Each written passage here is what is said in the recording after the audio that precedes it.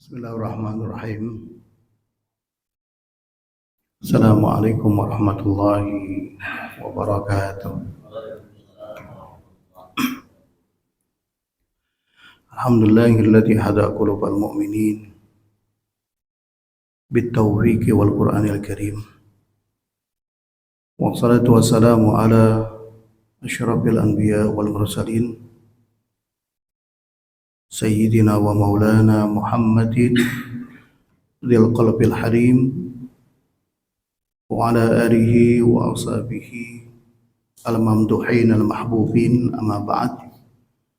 Hadratul ulama al-mukarramin, para asatiz,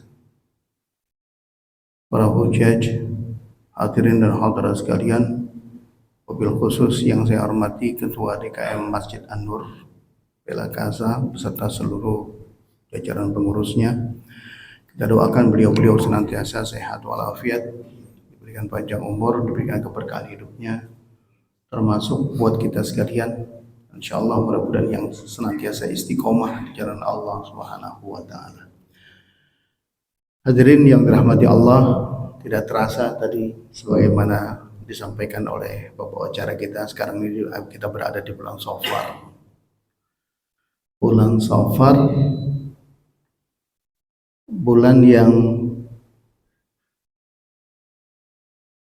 berada kedua setelah Muharram. Dulu pada zamannya, pada zaman jahiliyah, ini kenapa sih disebut dengan Safar? Safar itu, sofrun itu kosong, nol. Tidak ada makna yang terkandung lebih jauh di situ. Jadi sofrun, apa yang terjadi pada zaman jahiliyah? Dulu orang antar kabilah itu kan suka pada perang antar jahiliyah itu. Jadi kalau mereka perang rumahnya pada kosong, nah itu sofrun. Atau ada sebagian lagi kabilah yang lainnya senangnya apa? Mereka keluar dari rumahnya dalam rangka berniaga. Karena memang ada sinyalemen di situ dikatakan bahwa bulan Safar itu katanya bulan banyak di mana terjadi kesialan katanya. Itu kata-kata sial itu dari mana itu ya? Sial. Kata-kata kesialan, banyak musibah dan seterusnya.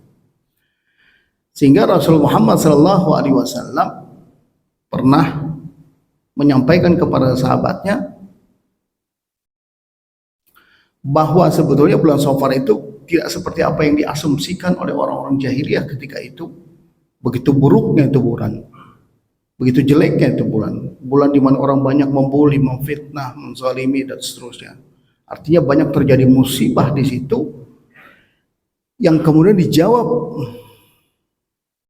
oleh Rasul Muhammad SAW bahwa sebetulnya bulan Safar itu sekali-kali tidak seperti apa yang diasumsikan oleh orang-orang yang selama ini, kata Rasulullah SAW. Ya, kata Rasul, la udwa wala tiarata wala hammata wala safara. Jadi Rasul menyampaikan begitu.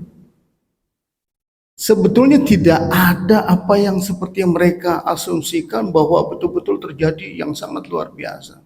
Mungkin seperti yang kita alami 2 tahun 3 tahun belakangan ini terkait dengan penyakit yang sangat luar biasa mematikan. Mungkin seperti itu. Dan itu pun tidak hanya terjadi di bulan Safar. Dan itu sepanjang tahun, panjang jalan waktu itu ya, sepanjang bulan sampai dengan 3 tahun kita rasakan bersama. Karena ya Rasul katakan la tiarata, Bapak dan Ibu sekalian, kalau kita mendengar ada kata suitan, kita kan selalu saja ini nih. Kalau orang muslim, orang mukmin yang suka sholat, istiqomah di dalam berzikir, kemudian puasa tidak pernah berhenti kalau sudah diperintahkan kepadanya, kemudian ibadah dan seterusnya, maka dia punya kalam itu menjadi tajam. Kalau kita pernah mendengar di Sumatera Barat ada seorang ibu, dan ini menjadi riwayat panjang. Ketika seorang ibu marah melihat anaknya yang begitu durhaka kepadanya sehingga akhirnya dia berdoa. Maka malin kundang itu sebagaimana asumsi yang kita terima, terkooptasi di pikiran kita bahwa telah terjadi sesuatu karena sebab pembangkangan terhadap ibunya, durhaka dia kepada ibunya, tajam mulut ini. Dan orang-orang seperti kita yang rajin istiqomah, itu tajam mulut kita. Bisa jadi itu yang menyebabkan orang ketika dia berkata sesuatu jadi. Kalau kita mendengar ada burung, ini tiarota, kata-kata Rasulullah itu tiarota. Ada tatoyur, bahasa kita, wah ini jangan-jangan. Pernah nggak mendengar kalau ada burung yang bunyi tweet, tweet, tweet, tweet, tweet, tweet, tweet, tweet. Apa yang ada di pikiran kita, Pak? Ada yang meninggal. Iya, begitu. Dan itu semua orang tahu, di tataran Jawa tahu semua itu, dari barat sampai timur. Kalau udah mendengarkan siulan tweet, tweet, tweet, tweet, tweet, wah ada yang meninggal. Yang ngomong siapa? Yang ngomong siapa? Kita yang sering ibadah. Bisa jadi kelempengan kalau orang kita ngomong. Tahu nggak kelempengan? Kita lihat ada motor lewat mempengakan kita punya kuping. Wah, jatuh beneran itu. Karena asbab orang yang sering ibadah dekat dengan Allah itu, maka bisa jadi kata-katanya itu la hijab bainahu wa bainallah. Antara dia dengan Allah sudah tidak ada hijab lagi. Makanya apa yang terjadi jamaah sekalian bisa jadi itu. Itulah yang kata Rasulullah tidak boleh kita bertatoyur oleh tiara, nggak ada itu.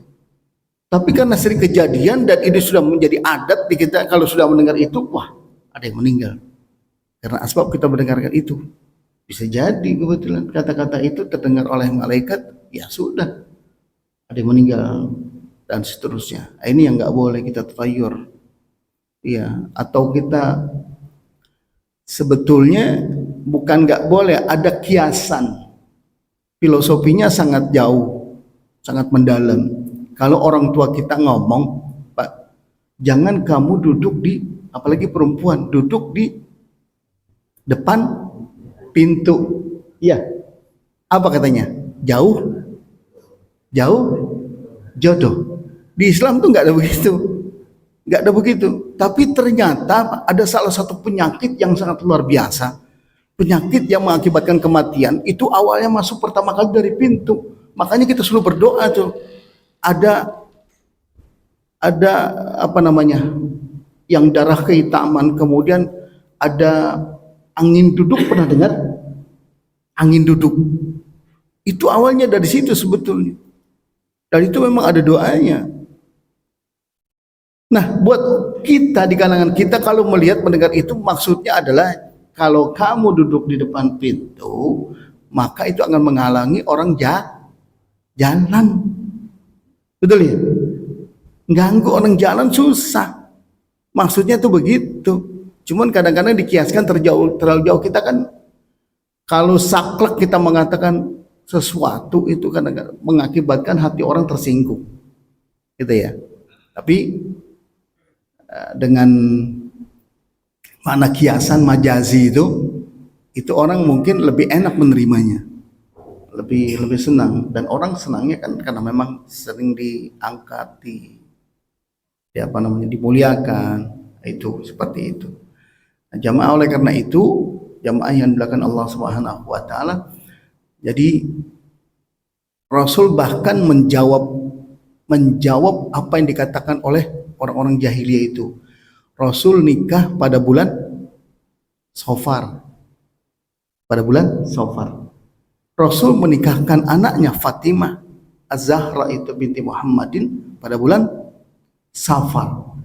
Rasul merancang hijrah ke Madinah itu pada bulan, sampai hijrahnya juga pada bulan Safar. Artinya tidak ada yang seperti asumsi oleh mereka bahwa ini menjadi bulan sial dan seterusnya.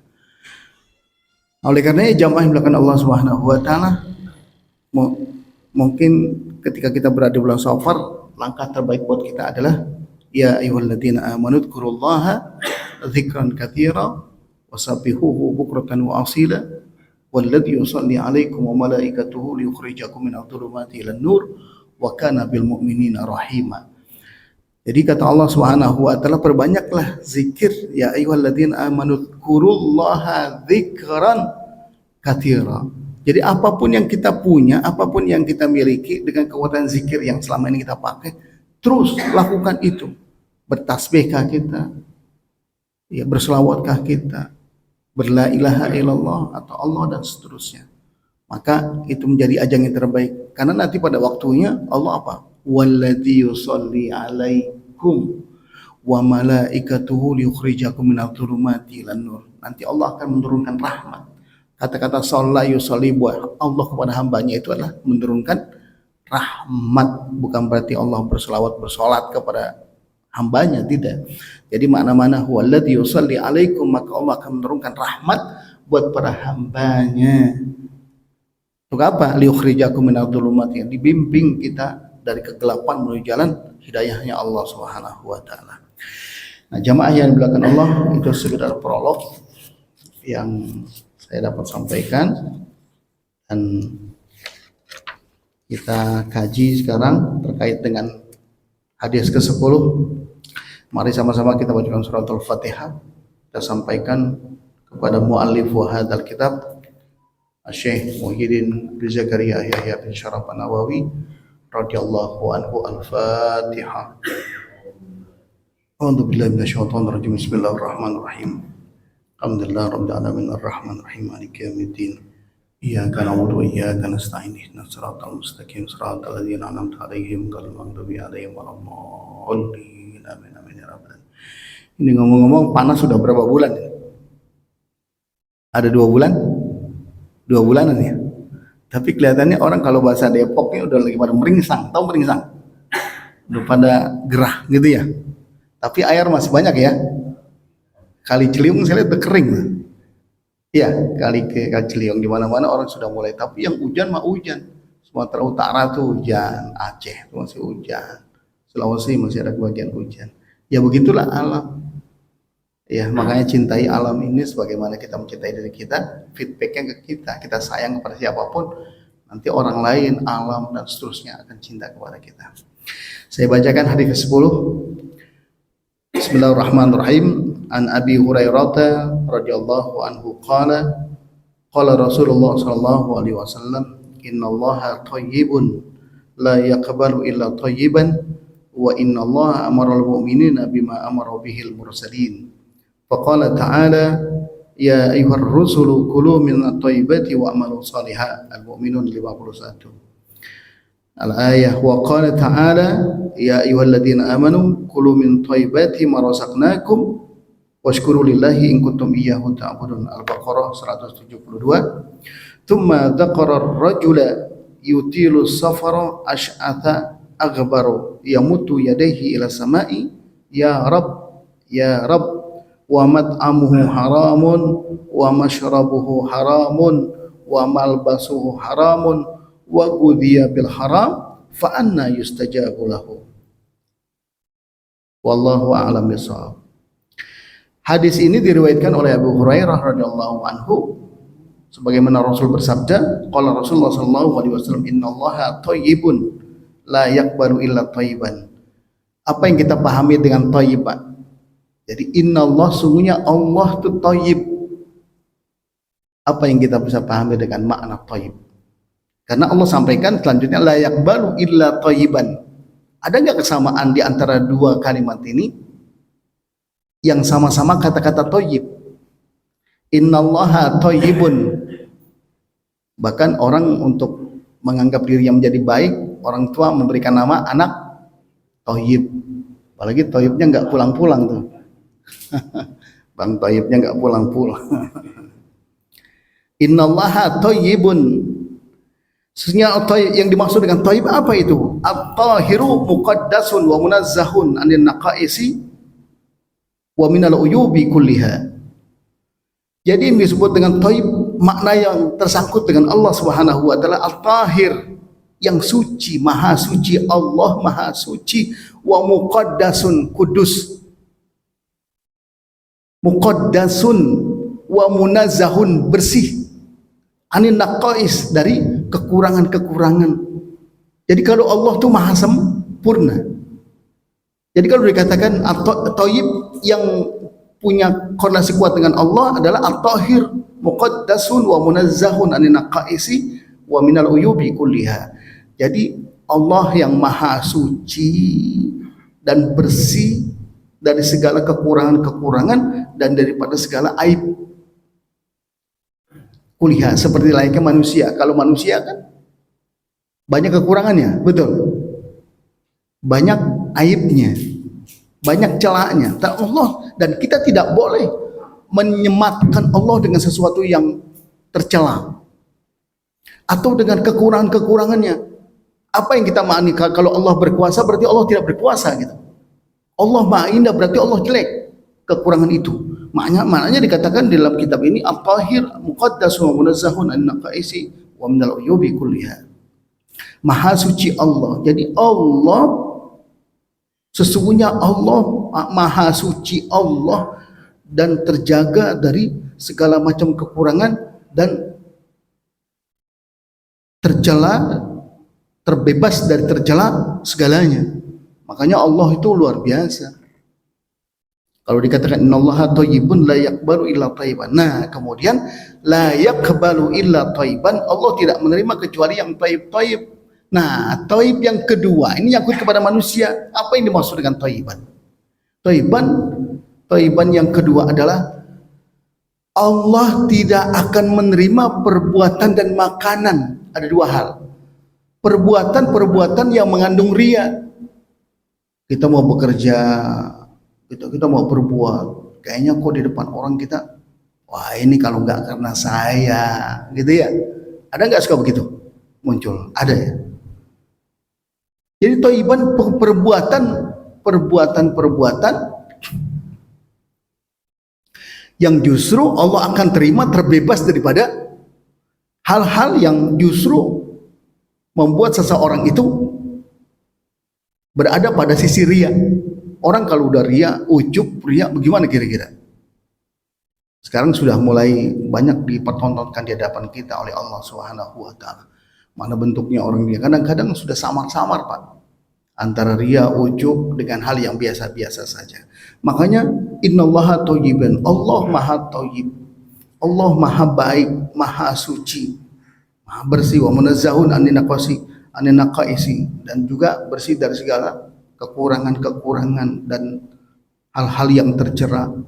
Allah tidak akan menerima sesuatu yang baik. Perbuatan justru yang diterima adalah perbuatannya ketika kita sudah lakukan itu ikhlas karena Allah. Sebagaimana pada saat kita mau mulai salat, inna salati wa nusuki wa mahyaya wa mamati lillahi rabbil alamin, hanya untuk Allah, lillahi rabbil alamin. Jadi tidak dibubuhi dengan ujub dan seterusnya. Wa innallaha amaral mu'minina bima amara bihil mursalin. Nah, di sini yang terkandung wa innallaha, sesungguhnya Allah memerintahkan orang-orang yang beriman untuk makan makanan yang thayyib, yang baik.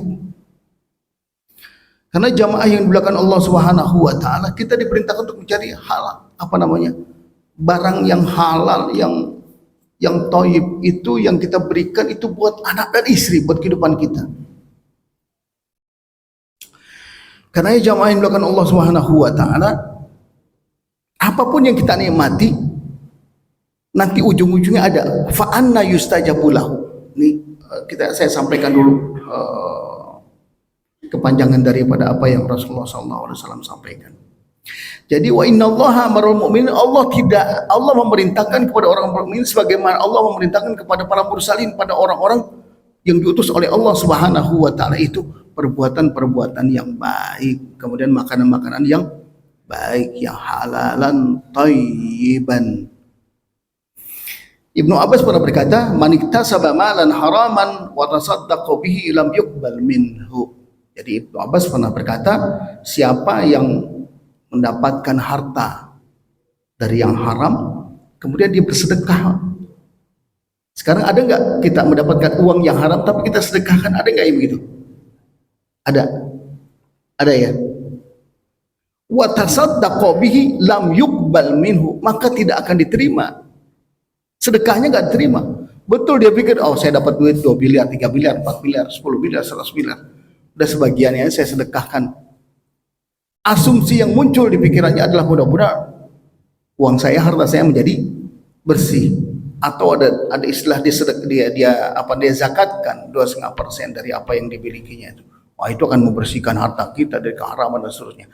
Kalau dia peroleh dari hal yang haram, perbuatan yang haram, ya dia mencuri, dia korupsi dan seterusnya, maka imbasnya adalah pada nanti orang berkarakter kehidupan akan bisa berubah, Pak. Tadinya dia baik, lingkungan membentuk dia menjadi orang-orang yang terkooptasi dengan pikiran-pikiran yang buruk. Dia bisa mengambil, dia bisa mencuri dan seterusnya. Maka nanti imbasnya adalah kepada perilaku, Pak. Orang kalau makan dari harta yang haram, perilakunya bisa akan terlihat. Berbeda dengan orang yang senantiasa ibadah, ya, dengan Quran, maka kemayu. Saya pernah menceritakan, Pak. Waktu saya berangkat haji tahun 96, saya ketemu, kalau nggak salah saya pernah ceritakan juga ini. Itu di Arafah dulu pada tahun 96 itu nggak seperti sekarang. Makanan kita di Arafah itu sudah dimasak oleh orang-orang kita. Yang masak orang-orang kita itu adalah orang-orang yang dari Banjar, ya dari Garut, betul ya, dari Tasik yang sekarang itu. Kalau dulu ngambilnya dari mana, Pak? Dari Nigeria. Itu yang masak nasi pakai gidir yang besar itu. Saya lihat dari kejauhan, Pak. Saya lihat dari kejauhan. Tapi saya penasaran juga. Dia kalau tertawa, maaf, kalau orang Afrika tertawa, yang terlihat apa, Pak? Giginya. Luar biasa, tahu aja Bapak. Iya. Giginya yang terlihat gitu ya. Betul. Saya datang menghampiri, dia tertawa. Senang kita ajak ngomong. Kaif halukum, min aina antum, kam umrukum. Kemudian, al-an sakantum fi'in atau sakin fi'in antum. Kita tanya begitu. Senang sekali karena ya seorang begitu butuh sapaan. Tapi saya lihat di wajahnya itu wajah penuh dengan kelembutan, Pak. Biasanya kalau kita ketemu dengan orang-orang yang orang-orang yang hitam rambutnya itu, apa yang ada dalam pikiran kita, Pak? Garang. Ya, betul. Kita nggak menyalahkan saudara kita yang ada di Irian gitu ya, atau di mana tempat. Tapi ketika saya sambangi, ketika dia senyum luar biasa, Pak. Kayak ada magnet gitu. Indah dilihatnya. Orang hitam ketika dia tertawa itu membuat hati kita terpincut. Pengen lagi ngobrol, pengen lagi ketemu. Ternyata, Pak, apa yang saya lihat itu, asumsi saya benar. Ini orang kayaknya hafal Quran. Setiap kali dia lagi muter ininya, dia murojaah Al-Quran, dia takrir, Pak, dia ulangi terus dia baca Bismillahirrahmanirrahim, abasa wa tawalla anja'u, terus dia baca itu sehingga tercermin sekalipun wajahnya hitam, maaf ya, berbeda dengan kita gitu, tapi wajah tercermin kelembutan. Begitulah agama, begitulah Quran. Jadi kalau orang melihatnya pada sisi imania, melihat orang yang dalamnya ada Quran, maka di sana ada hidayahnya Allah. Makanya sambung ke kita, melihat orang yang seperti itu luar biasa, jamaah sekalian. Indah. Berbeda dengan orang-orang yang, makanya Pak, luar biasa. Orang kalau berangkat ibadah haji, itu kalau kita berangkat haji dari Madinah gitu, setelah 8 hari ada di Madinah, ada istilah arba'in ya. Orang melaksanakan ibadah haji arba'in di Madinah, itu dia berangkat ke Mekah. Itu sekalipun kita nggak mendengar, tapi ini sudah dikasih isyarat oleh Allah Subhanahu wa Ta'ala. Ketika kita menyambangi Allah dengan kalimatnya, dengan doa kita, labbaik Allahumma labbaik, labbaik la syarika laka labbaik, innal hamda wan ni'mata laka wal mulk la syarika lak. Kita sampaikan itu kepada Allah.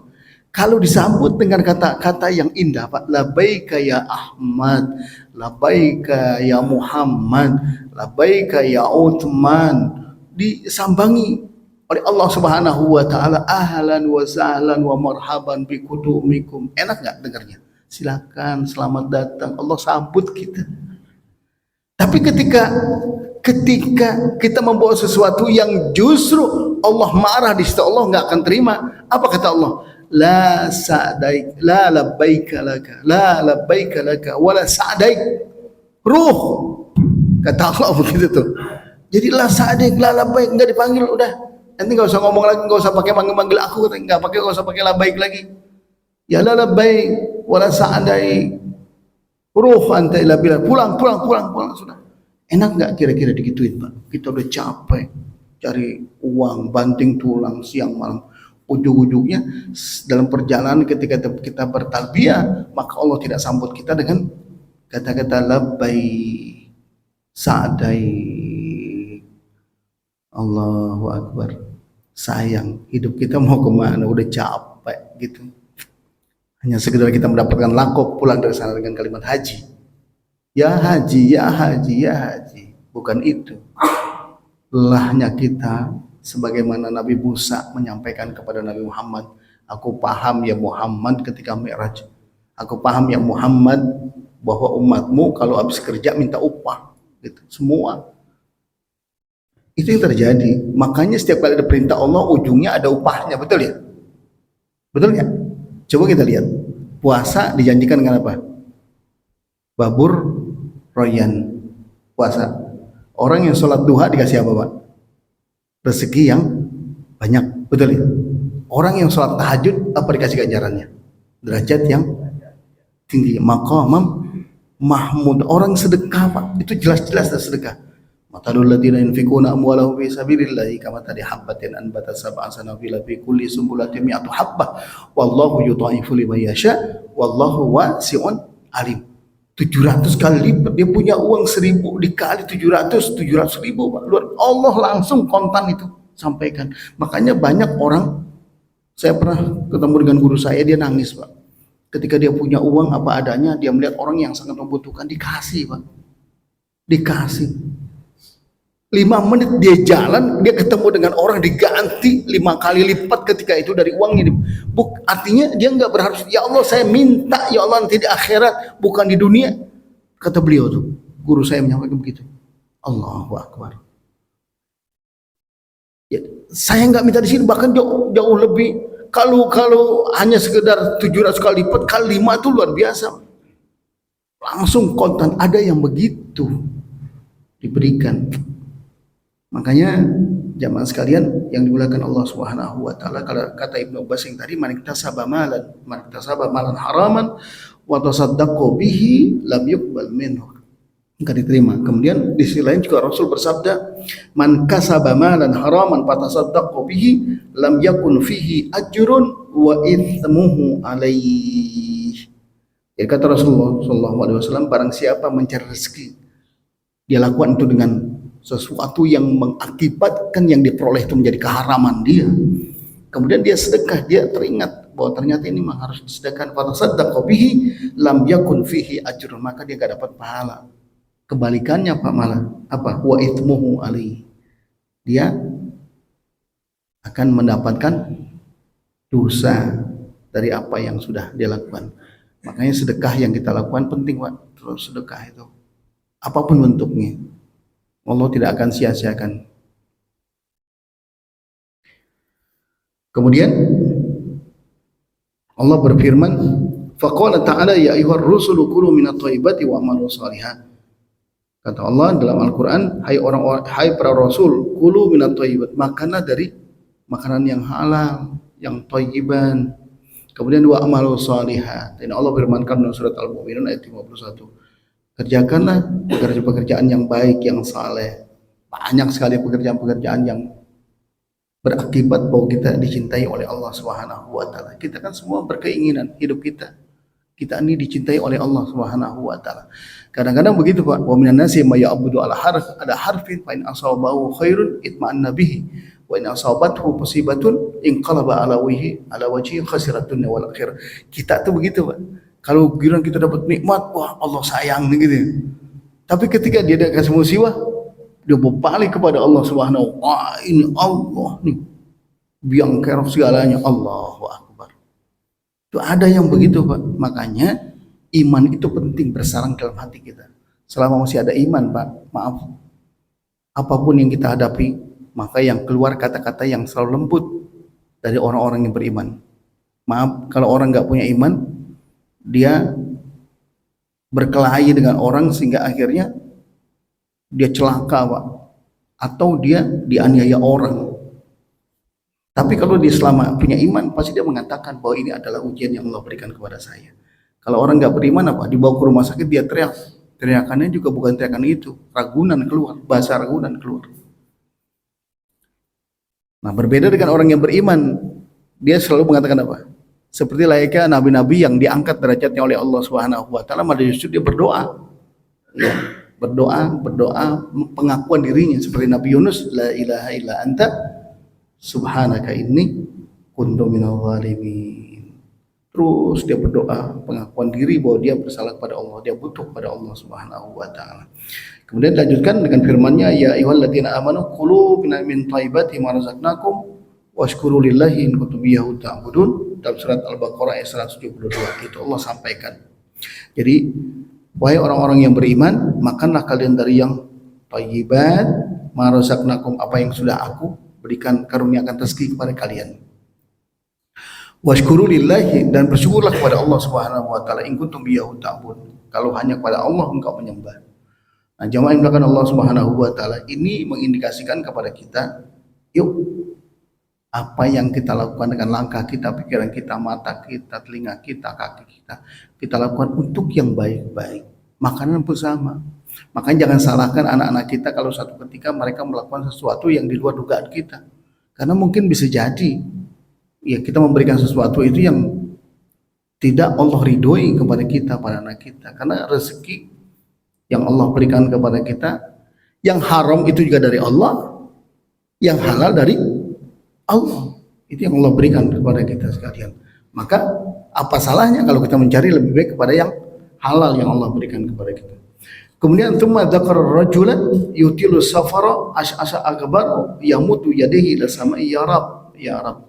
Kemudian Rasulullah bercerita kepada para sahabatnya tentang seseorang yang sedang melakukan perjalanan panjang. Jadi itu dzakara rajulu yutilu safara. Dia bercerita, Rasulullah bercerita kepada sahabatnya bahwa ada seseorang yang melakukan perjalanan panjang. As'asa akbaru, rambutnya ada kumal. Orang kalau jalan di atas gurun pasir kira-kira gimana, Pak? Itu rambutnya enggak keruanan gitu ya. Apa namanya? Udah kotor segala macam tuh. Akbaru yamudu yadaihi ila sama. Kemudian dia angkat tangannya itu, dia mohon kepada Allah Subhanahu wa taala sama, ke langit. Apa dia katakan? Ya Rab, ya Rab, a'tini rizqan katsiran halalan min indika ya Rab, ya Rab. Dia minta kepada Allah. Sementara kata Nabi Muhammad apa? Wa mat'amuhu haram. Makanannya yang diperoleh itu dari yang haram. Dia berdoa kepada Allah dalam posisi yang tadi as'ata wa ghabara. Jadi kondisinya yang udah enggak keruanan bahasa kita gitu ya. Rambut, orang kalau dalam perjalanan panjang ya rambut udah, baju udah kupal dan seterusnya. Kata Rasulullah, wa mat'amu haram, sementara makanannya haram. Wa masyrabuhu, minumannya juga diperoleh dari yang haram. Wa malbasuhu haramun, bajunya juga yang diperoleh dia beli dari barang yang haram. Wa gudiya bil haram, diberikan makan dia, anaknya dan sebagainya dari barang yang haram. Fa anna yustajabu lahu, bagaimana doanya bisa dijabah oleh Allah Subhanahu wa taala. Makanya jamaah sekalian, kita kadang-kadang suka kita bertanya dalam diri kita, kenapa sih doa kita masih belum bisa dijawab sampai dengan hari ini? Gitu ya. Kenapa? Justru kita selalu berprasangka buruk kepada Allah. Jangan-jangan Allah, itu. Justru harusnya kita berbalik. Bisa jadi mungkin banyak hal yang haram yang kita nikmati sehingga pada akhirnya kita dijauhkan dari apa yang semestinya kita dapati dengan doa kita dijawab oleh Allah Subhanahu wa taala. Makanya jamaah yang dimuliakan Allah Subhanahu wa taala, kita yang terus diberikan kenikmatan oleh Allah Subhanahu wa taala, ya mari kita pakai sisa umur kita untuk terus menikmati dunia ini dengan yang halal-halal. Rasul Muhammad SAW pernah bersabda juga, qala Rasul walladzi nafsu Muhammadin biyadihi innal abda la yaqdibu ni'matal harami fi jawfi ma yataqabbalallahu minhu amalan arba'ina yauman. Ini pernah kita dengar juga. Jadi kata Rasulullah Muhammad sallallahu alaihi wasallam, walladzi nafsu Muhammadin, ini sumpah nih, demi nafsi Muhammad, demi ruh Muhammad itu di tangannya Allah Subhanahu wa taala. Sesungguhnya seorang hamba la yakribu nikmatal, tidak memasukkan ke dalam suapan nikmat yang haram itu masuk ke dalam jaufihi, masuk ke dalam perutnya. Ma yataqabbalullahu minhu amalan, Allah tidak terima minhu, apa itu, amalan arba'ina yauman, karena sebab dia memasukkan sesuatu yang haram dalam perutnya, maka ibadahnya 40 tahun ditolak oleh Allah Subhanahu wa taala. Nauzubillah, subhanallah. Kita lagi enak ibadah begini, kata Allah. Iya. Kata Allah itu, mat'amuhu haramun, masyrabuhu haramun, wa malbasuhu haramun. Ya Allah, enggak enak 40 tahun, Pak. Itu ditolak. Ma yataqabbalallahu minhu amalan arba'ina yauman, 40 hari, bukan 40 tahun, 40 hari. 40 hari juga rasanya lama enggak kira-kira, Pak? Lama juga. Kita didemin sama istri kita, kira-kira 40 hari gimana rasanya, Pak? Nggak enak juga gitu ya. Nah karenanya jamaah melakukan Allah Subhanahu wa taala, untuk mendapatkan barang yang halal itu ada 3 hal ulama menyampaikan kepada kita. Jadi yang kita mau lakukan itu pertama bil ilmi, dengan ilmu. Dengan ilmu kita bisa mentafarruqkan, membedakan mana itu yang halal, mana itu yang haram. Orang kalau tanpa ada ilmu, Pak, apa aja dimakan. Maaf. Innamal khamru wal maisiru wal ansabu wal azlamu rijsun min amal. Ada termasuk yang kita sering dengar ayat ini. Maaf, kalau yang namanya anjing babi itu haram nggak kira-kira? Dia beli ke pasar, sementara di pasar udah ada tulisannya. Ini ilmu pengetahuan penting. Kita lihat, ada tulisannya kelompok bahan dari BB, ada gitu ya. Tapi kita masuk, yang kita lihat karena kita nggak punya ilmu pengetahuan, terutama ilmu agama, kita nggak bisa membedakan itu. Maka begitulah yang Allah sampaikan kepada kita, pentingnya kita memiliki ilmu pengetahuan. Bahkan ibadah kita saja yang tanpa disandari oleh ilmu, mardudatun la tuqbal, tidak diterima oleh Allah Subhanahu wa taala ibadah kita, karena memang kita tidak tahu ilmunya. Maaf, Pak, kita sering berwudu ya. Coba nanti buka di dalam kitab Al-Azkar yang dikarang oleh Syekh Nawawi Syekh Nawawi Ad-Dimashqi, Syekh Muhyiddin Abi Zakaria Yahya bin Syaraf An-Nawawi. Beliau katakan begini, Pak, memang ini tidak ada sandaran hadisnya, belum ditemukan. Setiap kali kita wudhu rata-rata kita main cepet-cepetan dia, apalagi kita udah ketinggalan imam, pengen buru-buru kita jadi masbuk gitu ya. Kemudian apa yang terjadi, Pak? Biasanya orang-orang kita dulu, ulama-ulama kita dulu itu mengajarkan kalau kita mau wudhu tuh masing-masing langkah itu ada doanya, betul ya? Betul. Ada istinsak, ada madmadah ya. Masukkan air ke dalam mulut namanya madmadah, masukkan air ke dalam hidung namanya istinsak. Ketika kita berkumur ada doanya enggak, Pak? Ada doanya ya, yang kita diajarkan dulu sama orang tua kita diajarkan sama guru-guru kita dulu. Apa doanya? Allah, kalau habis selesai kita berkumur, makanya pelan-pelan, Pak. Itu dengan ya, bukan salat doang kita khusyuk. Bukan salat aja, tapi wudu juga kita pakai rangkaiannya. Habis kita selesai kita berkumur, apa kita doanya? Allahumma askini min haudi nabiyika Muhammadin sallallahu alaihi wasallam ka'san la yatma'u ba'dahu abadan. Itu doanya. Jadi habis kumur kita doa itu. Ya, Allahumma askini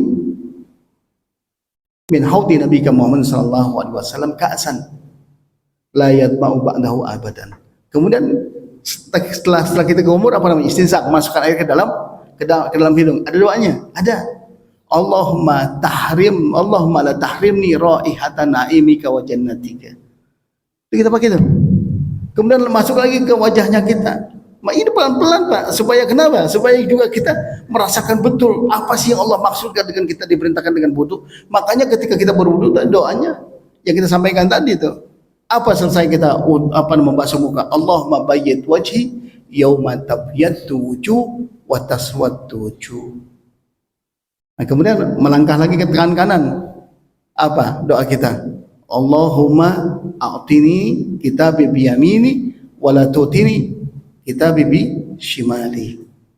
Kemudian setelah itu rambut ke atas ya, kepala kita. Allahumma harrim sya'ri wa basyari 'alan nar wa adillani tahta dhilli arsyika yauma la dhilla illa dhilluka. Itu kita doakan. Terus kita pakai sampai ke kaki. Kaki, di akhir kaki juga ada doanya. Allahumma tsabbit qadami ala sirati wa ala ni'ami jannatika. Tuh Pak. Jadi enggak serta kalau saya lihat suka agak terburu-buru. Ada rangkaian supaya kenapa? Sekalipun ini tidak ada hadisnya, tapi ulama salaf itu mengajarkan kepada kita seperti yang tadi itu. Agar kenapa? Agar betul-betul kita mempersiapkan diri kita ketika kita mau sholat itu kita sudah sempurna betul. Alhamdulillah kita nggak terburu-buru. Makanya Imam Syafi'i mengatakan ikhtiyat Pak, ikhtiyat, kehati-hatian. Nah ini yang kedua, ulama mengajarkan kepada kita itu syarat mendapatkan yang halal itu yang kedua adalah al-ikhtiyatu bil kasbi. Hati-hati kita mencari rezeki dari Allah Subhanahu wa taala dengan capeknya, lelahnya kita. Jadi yang kedua adalah al-ikhtiyatu bil kasbi. Jadi kita penuh dengan kehati-hatian. Imam Syafi'i kenapa sih setiap kali dia mengeluarkan fatwanya selalu punya keterkaitan dengan ikhtiyat? Karena begitu Pak, jangan sampai kita sembrono. Kalau kita melakukan sesuatu yang mungkin menurut pendapat kita ini baik, tapi belum tentu baik di hadapan Allah Subhanahu wa taala. Makanya perlu kehati-hatian kita. Kemudian yang ketiga, dalam rangka memperoleh barang yang haram itu, harta yang halal, ad-du'a ilallahi ayyarzuqahu al-halal, ayyarzuqahu al-halal. Jadi ulama menyampaikan kepada kita doa, ad-du'a ilallahi ayyarzuqahu al-halal.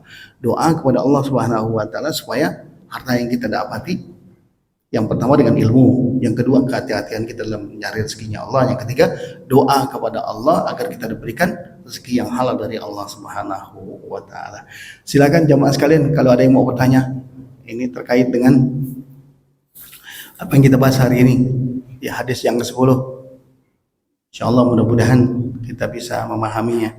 Jadi bahasanya doa kita bisa diterima karena asbab kita lalui dengan sesuatu yang halal, halal perbuatan kita, halal makanan yang kita nikmati buat anak dan istri kita serta keturunan kita. Silakan, barangkali kalau ada yang mau bertanya. Assalamualaikum warahmatullahi wabarakatuh. Assalamualaikum warahmatullahi wabarakatuh. Tadi Pak, Allah tidak akan menerima doa seorang disebabkan oleh makanan yang halal, minum yang halal, masuk baju sebab dengan halal. Nah, sekarang kita akan sistem bekerja itu dapat gaji yang kita nggak tahu itu halal dan haram, karena kan dari bank semua. Jadi apakah kita diterjerat dengan sistem globalisasi sehingga doa kita nggak terkabul karena yang kita makan dan minum kita nggak tahu juga untuk anak dan istri kita. Jadi yang tadi itu sebab akibatnya juga efektif kepada keluarga kita Pak. Jadi untuk ini kita bagaimana caranya? Apakah ini halal dan haram? Suhatnya di mana Pak? Karena semua orang pakai rekening bank, semua pakai rekening bank. Bank tentu mengambil uang dari kita. Bank juga memutar uang dari kita itu. Jadi kita ini terlibat dalam sistem globalisasi Pak. Jadi apakah doa kita ini memang tidak terkabul gara-gara sistem ini Pak? Itu adalah pertanyaan. Assalamualaikum warahmatullahi wabarakatuh. Ya, di akhir zaman ini kehidupan kita tidak lepas daripada milieu yang ada. Milieu yang ada maksudnya kita hidup ini butuh pekerjaan. Pekerjaan yang kita lakukan tidak lepas daripada korelasi orang-orang yang ada di sekitar kita, baik kebijakannya, ya, kemudian dari apa yang kemudian memunculkan itu semua kepada kita, dan itu tidak lepas daripada semua yang harus kita hadapi. Nah, bagaimana dengan kondisi seperti itu? Apakah tetap makanan kita yang kita nikmati menjadi haram, gitu ya, Pak? Makanya ada saran yang paling kecil buat kita. Setiap kali kita mau makan jangan lepas dari bismillah. A'udzubillahi minasyaitonir. Tentang bagaimana kemudian Allah melihat itu menjadi sesuatu yang haram buat kita, itu menjadi haknya Allah putusannya. Kita nggak tahu. Jadi rufi'a an ummati al khata'u wan nisyan. Jadi kalau orang nggak tahu, Pak, jadi kalau orang nggak tahu itu akan diangkat catatan keburukannya, Pak. Kecuali kita tahu, oh di sana ada makanan B2 gitu ya. Tapi kita terabas juga. Nah, itu yang nggak boleh. Tapi kalau kita nggak tahu, kita nggak paham. Contoh soal, Pak, seperti yang beliau katakan tadi itu, hidup kita nggak lepas daripada sirkulasi perbankan. Ya, perbankan ini kan memutar uang sedemikian rupa. Apalagi ada banknya ada dua sekarang, bank syariah dengan bank konvensional, gitu ya. Kalau bank syariah mungkin barangkali dalam tatanan atau sistem kerjanya itu pakai model-model fikih, ada mudharabah, ada musyarakah, gitu ya modelnya. Itu biasanya diawali dengan ijab kabul, Pak. Itu pentingnya kita ijab kabul, Pak. Karena kenapa? Kalau sudah jatuhnya ijab kabul, itu maka kita harus menerima dari apapun yang menjadi keputusannya. Cuman memang di dalam sistem pengelolaannya kita nggak pernah tahu. Ujuk-ujuk kita sudah terima aja kan gitu ya. Ini model apalagi konvensional. Konvensional juga sama gitu. Kalau kita membeli sesuatu tanpa kita memang betul ada transaksi di awal yang kita lakukan.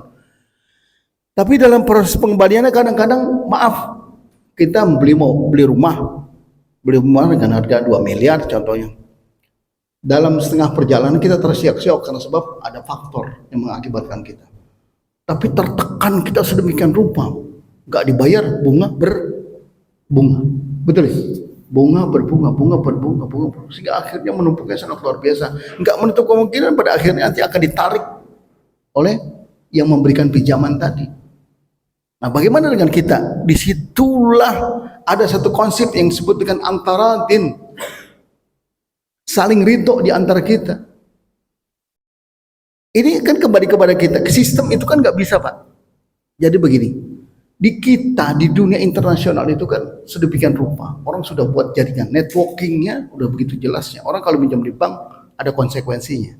Orang kalau nanam di bank juga ada konsekuensinya. Bisa jadi dia akan memperoleh keuntungan, bisa jadi kemudian dia terhimpit dalam proses di mana dia harus mengembalikan. Banyak terjadi, Pak. Sahabat-sahabat saya juga begitu. Dia beli rumah, kemudian nggak sanggup setengah akhir ditarik oleh bank. Itu banyak begitu. Nah, Islam sendiri sebetulnya mengajarkan bagaimana caranya. Itulah makanya dengan konsep syariah itu harusnya memberikan ketenangan. Orang bisa tenang dengan dia menaruh uang di situ. Kemudian ketika dia minjem juga ada imbasnya kebaikan sebetulnya. Dia tidak merasa tertekan dengan apa yang dia sudah lakukan.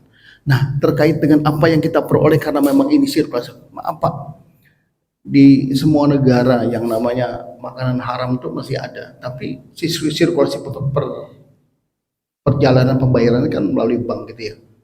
Kita tahu yang namanya minum beralkohol gitu ya, atau apapun bentuknya makanan-makanan juga seperti itu, pasti kalau transaksi dalam jumlah besar itu pasti melakukan dengan perbankan. Tapi kita tidak pada tataran di mana kita bertransaksi di situ untuk atas nama yang tadi. Kalau saya bertransaksi karena sebab saya jual beli itu enggak.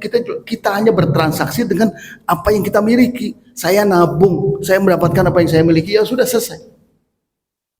Jadi makanya ujung terakhir buat kita nikmati, ya sudah, baca ta'awuz dan bismillah, semoga Allah ridho. Makanya ada doa, wa in kana haraman fatahhirhu. Itu doa kita lagi sholat duha, Pak. Ya, Allahumma in kana rizki fis sama'i fa'anzilhu, wa in kana fil ardi fa'akhrizhu, wa in kana ba'idan faqarribhu, wa in kana mu'asiran fayasirhu, wa in kana qalilan faqatirhu, wa in kana haraman fatahhirhu. Kalau saja ada yang haram, ya Allah, kita nggak tahu, jadikanlah dia halal untuk kami, ya Allah. Doa. Makanya doa penting, itu menjadi mukhul ibadah buat kita sekalian. Gitu ya, itu ajangnya buat kita. Supaya kenapa? Kita bisa terbebas, Pak. Kalau di suasana kayak macam ini, nggak bisa kita secara pribadi, kecuali dengan kebijakan negara yang bisa merubah itu. Kalau kita, Bapak ujuk-ujuk yang melakukan perlawanan terhadap semua kebijakan yang ada, nggak akan bisa. Semua harus pakai lembaga kita, lembaga yang yang dipercayai berdasarkan keputusan undang-undang, kita boleh, monggo silakan. Tapi buat kita antisipasinya tadi Pak, kalau buat kami itu, jadi ketika mau makan saja sudah kita pakai ta'awuz dan bismillah, insyaallah Allah jadikan. Tapi jangan semata-mata, jangan karena faktor kita mendapatkan, kita mencuri itu kita makan, kita baca bismillah kemudian kita halal, nggak begitu, nggak bisa juga gitu. Tapi tetap yang kita peroleh, sekalipun kita syak, kita habis transaksi gitu, kita bisa jual tanah kita, tapi kita ngambil uangnya dari bank, asumsi kita bank ini kan gitu ya. Tapi apa kemudian yang kita makan jadi haram juga? Tidak, tergantung transaksi yang kemudian kita lakukan di situ. Makanya kita berdoa kepada Allah, Allahumma in kana haraman fatahhirhu. Ya, ada lagi? Monggo, ada lagi mau tanya? Cukup? Cukup ya? Iya. Oh, ada yang mau nanya? Iya, monggo. Ini Pak Dr. Aziz ya, saya membuat judul pengajian Arab kabulkannya doa. Jadi kalau kita mau maknai ini cukup dramatis ya. Oke, jadi kita bisa merinding gitu. Tadi dijelaskan ke Pak Kiai bahwa sekarang ini kabulkannya sebuah doa dan makanan kita harus halal, pakaian kita harus bersih. Dalam artian lebih luas, kita ini kalau lahir dalam keadaan suci, meskipun ada yang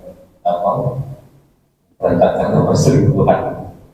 Saya bayangkan tadi Pak Kiai sampaikan di dunia sekarang ini apa yang semakin canggih ini, saya justru melihat kalau bahasa orang hukum, dunia kita ini sudah seperti hutan belantara.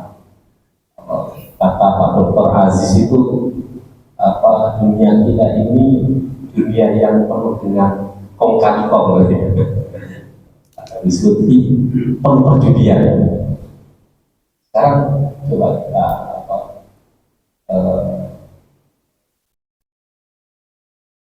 evaluasi, kita mau jadi apa untuk menjalani hidup ini yang tanpa sebuah perjudian. Bahkan di dunia pendidikan saja Pak Kiai, mungkin bapak-bapak merasakan jika kemarin anak-anaknya baru mau sekolah, ini luar biasa ini banyak transaksi perjudian. Kalau kita tidak melalui itu, kita ini. Kalau anak mau sekolah dengan cara misal, jadi kalau nggak bayar susah. Ini masalah zona ini gitu. Ini Anda jauh sekali kalau Anda mau ke sini, ada itu Pak. Apalagi di dunia kerja. Di dunia kerja mau jadi PNS, kita juga tahu banyak transaksi di sana. Untuk menjadi PNS, kalau kamu tidak setor sekian, ini kan proses kelahiran kita sudah tidak halal di situ. Apalagi ini di dunia politik ya, kita mau pemilu ini, mau jadi anggota legislatif. Kalau nggak ada duit, mana bisa kita jadi sana, meskipun di dalam tentang pemilu dibolehkan, tapi banyak unsur suap di sana. Kita tahu dari tentang suap. Akhirnya kita menerima gaji, kita membiayai hidup anak kita, ya banyak lagi untuk menjadi apapun sekarang. Bahkan maaf ini, sampai di dunia pendidikan seorang guru pun seorang dosen pun saya dalam cerita juga untuk mendapatkan jam yang banyak harus ada kali di sana. Kan proses pemrograman diskusi dalam bentuk uang di sana kan ada proses mematikan yang lain ya gitu, mengambil hak yang lain itu menjadi tidak halal dan kita jalani. Dan semua itu akhirnya menghasilkan materi untuk pakaian kita, untuk makanan kita gitu. Karena ini sudah sangat permisif Pak ya. Saya justru pengen mencari apakah ada dalil kebenaran yang ya mau nggak mau kita harus lalui. Tadi ketika kita ada di sana ya sudah, yang penting kita bisa mengobati itu dengan bahasa Gus Dur itu, daripada diambil orang lain kita ambil lah. Tapi ketika kita di sana kita akan banyak beramal misalnya kayak gitu. Bisa nggak seperti itu? Apakah boleh Pak sebenarnya itu? Karena dunia yang tadi saya sampaikan, Lantara, Kokali, dunia itu semua tahapan itu. Bahkan di dunia kerja apapun termasuk swasta. Kalau kita ingin menggantikan jabatan, saya dengar itu, teman saya kebetulan beberapa kali membantu pejabat untuk buat semacam proper gitu. Pak saya ini bukan cukup hanya proper saja, kalau di sana tidak ada kedekatan, kedekatan seperti itu susah. Untuk orang lain dari eselon 2 ke 1 atau 3 ke 2 itu kalau nggak ada, tidak ada banyak pejabat itu susah gitu. Di luar kedekatan gitu. Kan proses yang tidak steril yang dijadikan apakah itu itu mungkin intinya saya kira sudah dikatakan oleh Pak Kiai mohon diberikan penjelasan. Ya, terima kasih. Kita masuk dunia hutan belantara. Pak Syekhu. Kenapa sih Allah firmankan alhaakumut taka hatta zurtumul maqabir. Jadi kata Allah alha yulhi at-takatsur artinya harta yang banyak. Diberikan harta yang enggak berhenti-berhenti oleh Allah Subhanahu wa taala. Bahkan orang haus, orang kalau lagi kehausan, Pak, apa saja yang ada tuh habis, Pak. Betul ya? Ini 1, 2, 3 bahkan dicari lagi yang lain. Sampai Allah katakan hatta zurtumul maqabir, sampai kamu masuk. Orang kalau sudah masuk liang lahat, dia masih berharap nggak? Udah susah, nggak bisa. Makanya pola hedonismenya yang sekarang lagi sedang menggejala di mana-mana ini berakibat luar biasa, Pak. Orang sudah punya 1 pengen 2, 2 pengen 3, 3 pengen 4 dan seterusnya. Bahkan maaf kita nggak menyalahkan apa namanya salah seorang pimpinan negara Brunei itu. Dia punya hanggar itu dengan kendaraan super mewahnya sekitar 7.000. Kapan makainya itu? 7.000 ada Rolls Royce, ya ada, iya kendaraan yang mewah ada 7.000. Coba dibuka, kita searching itu, kita buka, kita bisa lihat. Itu yang terlihat di mata kita. Itu dari tahun berapa beliau kumpulkan. Bahkan ya kita nggak menyalahkan, kita enggak, silakan. Itu menjadi hak kehidupan masing-masing pribadi. Cuman terkadang di situ bisa kita lihat apa yang Allah firmankan betul, alhaakumut takatsur hatta zurtumul maqabir. Pola hedonisme itu menjadi bagian yang nggak terpisahkan dari keinginan kita. Bahkan kita sendiri, ya maaf gitu, kecil-kecil kadang kayak macam kita ada juga terbetik dalam hati, ya Allah enak ya kali ya kalau orang punya rumah kayak macam ada seorang politisi kita punya pulau, Pak, 1 pulau dibeli itu dibikin resort. Tahu ya semua ya? Itu ada politikus itu punya pulau dibeli itu luar biasa di Jakarta. Salah nggak? Enggak salah, karena memang dilindungi oleh undang-undang, boleh-boleh saja. Artinya memang ada orang kepuasan diri itu tidak pernah akan puas. Nafsu itu dia bagikan kuda liar, Pak. Kuda liar itu kalau dilepas tuh kemana-mana, betul ya? Suruh kemana aja. Selama dia belum bisa menempuh sampai kepada apa yang diinginkan, masih terus dia. Itu kuda liar. Nafsu itu begitu. Apalagi nafsu, innan nafsa la ammaratun bisu. Cenderung orang kalau sudah mendapatkan sesuatu, dia pengen lagi, itu disikat, Pak, kanan kiri nggak ngelihat udah. Pokoknya mana yang halal, mana yang haram udah nggak ada lagi. Itu yang kata Allah, innan nafsa la ammaratun bisu, cenderung kepada perbuatan yang seperti itu. Makanya kalau kekhawatiran seperti kata Pak Syekhu tadi yang disampaikan, ini menjadi sebuah gambaran di kita memang pola hedonisme itu sangat menggejala. Sudah membahayakan sampai di dunia pendidikan sendiri seperti tadi itu. Dunia pendidikan karena sebab zonasi gitu ya, Pak Syekhu ya. Karena sebab donasi. Ya kamu boleh bisa ke sana, kalau kemari lebih dekat bisa dengan syarat. Itu tadi. Dengan syarat kan jadi bahaya ini. Bukan karena faktor kualitas. Padahal negara, Pak, sudah menggelontorkan 20% lebih daripada anggaran APBN-nya untuk pendidikan, Pak. Ratusan triliun. Nah, kemana uang itu? Anak-anak adik kita berhasil nggak? Banyak yang berhasil juga banyak. Artinya dari apa yang sudah digelontorkan oleh negara terkait dengan untuk pendidikan ini sangat luar biasa. Tinggal bagaimana kita mengelola anggaran itu dengan baik. Nah, oleh karena itu, buat kita yang sudah menjadi aplikasi di bawah mereka-mereka yang masuk ke dalam lingkungan pemerintah gitu ya, mereka harus berhati-hati. Makanya saya juga bersyukur tuh ada KPK dan seterusnya. Supaya kenapa? Ini mencegah, paling tidak kita mencegah untuk tidak liar yang kita menghasilkan sesuatu yang justru Allah haramkan buat kita. Gitu Pak Sehu ya. Jadi jawaban kita adalah sebagaimana Allah perintahkan, Allah firmankan, alhaakumut takatsur hatta zurtumul maqabir, sampai orang masuk liang lahat baru habis tuh keinginannya. Karena memang begitulah nafsu kita, nafsu hedonisme untuk memperoleh sesuatu yang lebih besar. Pengen lagi, pengen lagi, pengen lagi. Ini kurang, ini kurang, ini kurang, ini kurang, dan seterusnya. Insyaallah mudah-mudahan apa yang sudah kita paham, kita mengerti dengan apa yang terjadi pada saat sekarang ini. Tapi insya Allah mudah-mudahan apa yang kita khawatirkan Allah jaga kita, anak-anak kita, keluarga kita supaya selamat di dunia wal akhirah. Terima kasih. Insya Allah mudah-mudahan Allah berikan hidayah senantiasa kepada kita sekalian. Al-Fatihah. A'udzubillahi minasyaitonir rajim. Bismillahirrahmanirrahim. Alhamdulillahirabbil alamin arrahmanir rahim maliki yaumiddin.